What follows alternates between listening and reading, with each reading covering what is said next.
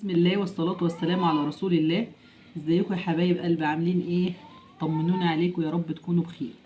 ان شاء الله هنعمل مع بعض النهاردة اكلة مختلفة. هنعمل مع بعض فراخ مقرمشة او فراخ كنتاكي.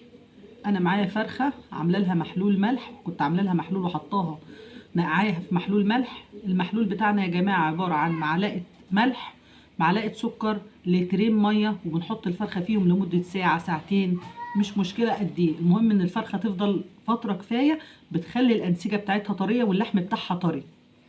وهنبدأ نحط مية بتغلي على النار، وتعالوا عشان اوريكم المية هنحط فيها ايه وهنعمل في الفرخة ايه. دلوقتي يا حبايبي انا معايا حل حطاها فيها مية على النار بتغلي. هنبدأ ننزل فيها التوابل بتاعة الفراخ اللي احنا هنعملها. اول حاجة بننزلها معايا ملح، وبعدين بنزل معلقة فلفل اسود، خلي بالكم التوابل وعدوها معايا. وبعدين بنزل معايا جنزبيل، وبعدين بنزل توم بودر، وبعد كده بصل بودر، وبعد كده بنزل حبهان ورق لوري، وبعد كده بنزل كاري، معلقة كاري كبيرة شوية، ومعلقة كركم كبيرة شوية برضو زي ما انتم شايفين كده، وبنزل معلقة بابريكا. كده تمام. هنسيبهم يغلوا مع بعض على النار دقيقة واحدة كده، وبعدين ننزل فيهم الفراخ. وبعد المية كده يا حبايبي ما بدأت تغلي، هننزل بقطع الفراخ زي ما انتم شايفين كده.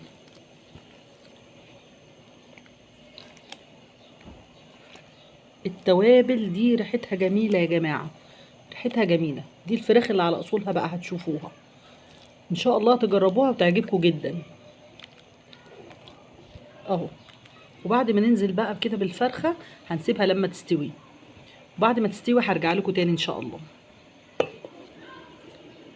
شايفين يا جماعة الفراخ خدت شكل ولون عامل ازاي؟ شايفين اهو، لونها بقى جميل. لسه بقى اما ننزلها وتستوي سوا كامل هتشوفوها، وهتشوفوا شكلها جميل ازاي. وكده يا حبايبي الفراخ بعد ما استوت شوفوا شكلها بقى جميل ازاي، شوفوا لونها، شوفوا شكلها وريحتها بقى، ما انتوا شامينها، ريحتها خطيرة.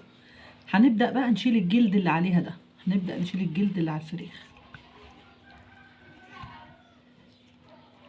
اهو اهو، عشان هحطها في التتبيله تاني، هتشوفوها دلوقتي في الميه اللي هي مسلوقه فيها بعد ما تبرد. فانا هبدا اشيل الجلد اللي عليها كله اهو زي ما انتم شايفين، خطوه بخطوه يا جماعه. لما تجربوها هتعجبكم، جميله جدا.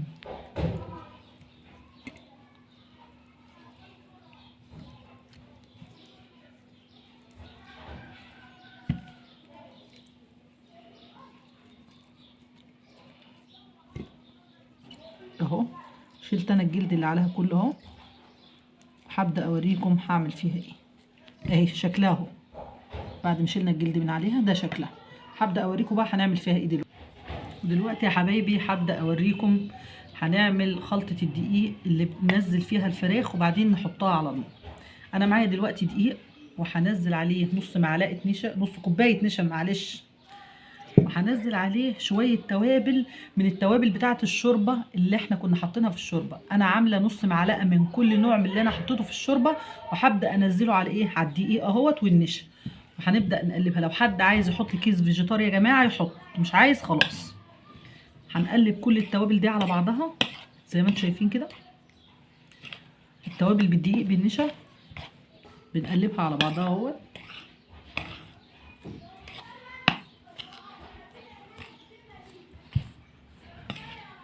وبعدين هنجيب الفراخ بقى وهوريكم هنعمل ايه في الدقيق وفي التتبيله التانيه. دلوقتي هنبدا نعمل ايه، ننزل بالفراخ اهو في قلب الشوربه اللي احنا كنا سالقين فيها الفراخ يا جماعه. الشوربه اللي احنا سالقين فيها الفراخ بعد ما تبرد، لازم تبردوها الاول والفراخ تبرد كمان الاول. انزل اهو في قلب الشوربه اهوت، وبعدين اطلع احطها في التتبيله اللي احنا عملناها اهو، ما ندوس يا جماعه اهو. وبعدين انخلها في ايدي كده، احطها كمان مره في الشوربه اهو واطلعها اعملها تاني، اكرر كمان مرة اهو اهو، وانقلها كويس في ايدي كده، افضها وانزلها في الشوربة تاني كويس اهو، واطلعها. اكرر نفس الحركة مرتين تلاتة، مرتين او تلاتة يا جماعة اهو، لحد ما الاقيها ايه بقت كده تمام عندي اهو. كده هشيلها بقى، اجيب حتة تانية اهو، انزلها في قلب الشوربة، اطلعها احطها في الدقيق،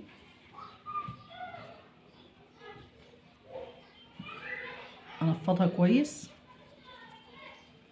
انزلها في الشوربة تاني اهو، اطلعها تاني احطها في الدقيق تاني. الحركة دي مكرراها مرتين او تلاتة لحد ما تحسوا ان هي كده بقت الحتة بقت مليانة وحلوة كده قدامكم اهو. وهطلعها تاني زي ما انتم شايفين كده. انا بعملها حوالي 3 مرات يا جماعة اهو، وبعدين انفضها كويس واشيلها بقى اهو. خلص الكمية بقى كلها وارجع لكم تاني. وكده يا حبايبي ده الشكل النهائي بتاع الفراخ بعد ما انا ما تبلتها في الشوربه وفي الدقيق والنشا وكل حاجه. ده الشكل النهائي. كده هنبدا نقليها بقى، طاسه فيها زيت على النار بقى، ونبدا نقلي يلا على الايه على النار. كده يا حبايبي هنبدا ننزل بالفراخ اهو زي ما انتم شايفين كده.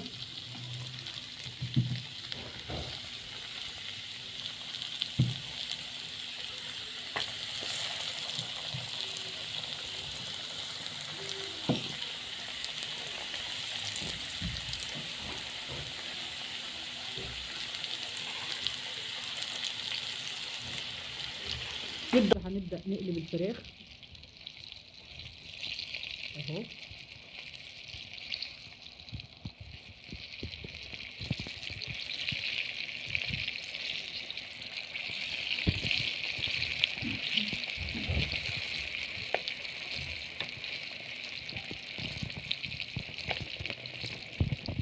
شايفين لونها عامل ازاي؟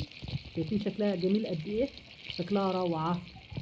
هنبدا بقى نطلعها، هي كده تمام يا جماعه. شايفين شكلها الدهبي الجميل اهو. هنبدا نطلعها.